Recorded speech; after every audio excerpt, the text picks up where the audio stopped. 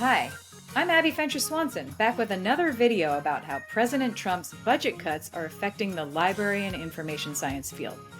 For this one, I wanted to get an educator's perspective, so I reached out to my boss. My name is Anthony Chow. I'm a full professor and director of the School of Information. This is my 26th year in the field. Besides leading the San José State University iSchool, Anthony's also the new president of the California Library Association. He says that since the 1990s, librarians and information science professionals have been pitching program ideas to a federal agency called the Institute of Museum and Library Services. It could very well be an innovative study on summer reading. It can be an innovative study on technology access. It can be a lunch, feed the children through some type of lunch at the library program. It can fund leadership training, and really it's intended to, again, both supplement and serve as a catalyst for innovations. Last year, the IMLS gave libraries, museums, and university library and information science departments more than $266 million in funds. But this year, President Trump is proposing cutting all of it from the federal budget. He wants to shut down the IMLS too. Right. So the thing that I understand from the Trump administration and kind of the conservative perspective is they want the states to be more independent.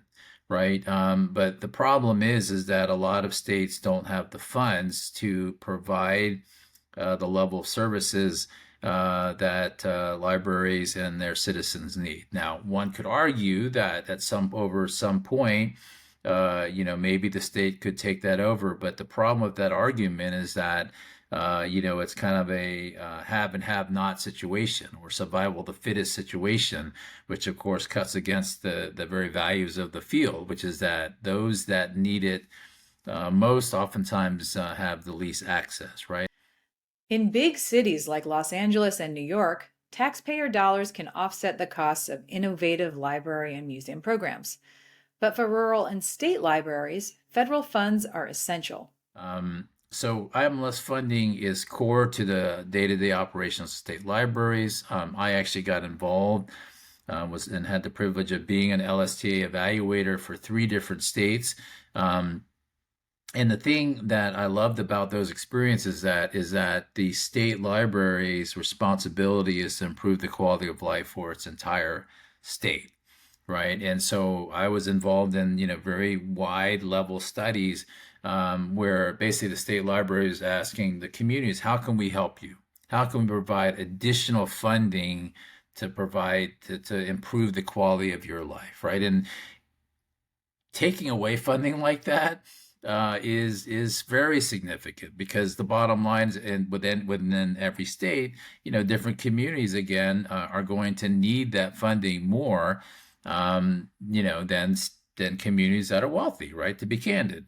And then the last thing I would say is that when you really look at rural libraries, we're talking about databases, basic functions of a library, collections, technology, those things would not be there if it wasn't for IMLS funding. And the community and the tax base simply could not provide that, right? So when we think about taking away those kind of funds to equalize access to communities that don't have much money and funds, it makes no sense. Congress approved nearly $300 million in library and museum funds in last year's budget. But when President Trump ordered the IMLS eliminated in March, the agency stopped operating normally. Staff stopped processing grant applications, including 4 filed by the San José State University iSchool. And so these 4 projects include a digital preservation project with Hawaii and the state library to help start to digitally preserve their land, culture, and history in response to the Lahaina fires. And the Lahaina fires in Maui destroyed 4 museums and all of their artifacts, none of which had been digitized.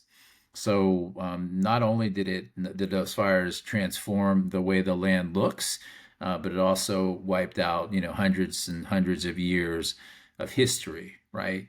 So when we think about projects that are designed to protect against that happening again, we have to ask ourselves, what is the value of that? And I think the answer is it's highly valuable. Anthony's team also submitted a project proposal to help the United Kiowa Band of Cherokee Indians in Oklahoma with digital preservation efforts. The iSchool pitched projects too that would improve literacy rates with Native American children and create an open access leadership development program for library paraprofessionals. And we have since received a letter and notification from our program directors over those grants that basically said there is no timetable for whether they'll be reviewed. However, they must be aligned to the administration's new priorities. Unfortunately, all four of those have a dimension of diversity in working with underserved communities. So we have very little confidence that they will be even reviewed. And if we are fortunate enough to get that review, that they would be funded. So, if tribal digital preservation and literacy programs, along with keeping rural libraries open, are important to you, let Congress know that libraries and museums should be funded in the next federal budget. Both the American Library Association and the nonprofit Every Library have ways to take action on their websites. Just go to ala.org or everylibrary.org. A big thanks to my boss, Anthony Chow, for joining us, and to you all for watching. I'll see you next time.